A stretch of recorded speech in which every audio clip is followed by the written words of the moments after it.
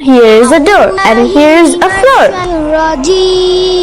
Bismillahirrahmanirrahim. Alhamdulillahi Rabbil Alamin. ওটা কি পড়ছে? আরবি পড়ছে। ওকে মাদ্রাসায় পড়ে নাকি স্কুলে পড়ে? ও মাদ্রাসায় পড়ে না স্কুলে পড়ে, সেটা দিয়ে তোমার কি দরকার?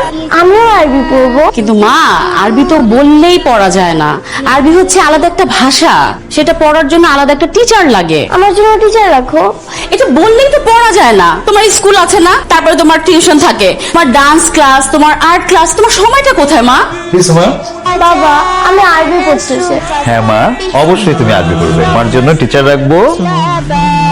টিচার রাখবে? তুমিও বাবা হয়ে এই কথা বলতে পারলে? মানে ও একটা ছোট মানুষ, তুমি তো জানো ওর রুটিনটা, টাইমটা কোথায়, ও কখন পড়বে? টিচার রাখবে তুমি? আরবি পড়তে পারবে ও? রুহি, ও আমাদেরই সন্তান। মুসলমানের সন্তান হিসেবে ধর্মের নিয়ম কানুন, আইন কানুন এগুলো তাকে জানানো আমার দায়িত্ব এবং কর্তব্যের মধ্যে পড়ে। মা, তোমার জন্য টিচার রাখা হবে। হ্যাঁ, ও যেহেতু আরবি পড়তে যাচ্ছে, ওকে সেই সুযোগটা করে দেয়া মুসলমান হিসেবে আমাদের বাবা মার দায়িত্ব এবং কর্তব্যের মধ্যে পড়ে, কারণ আমরা কিন্তু মুসলিম।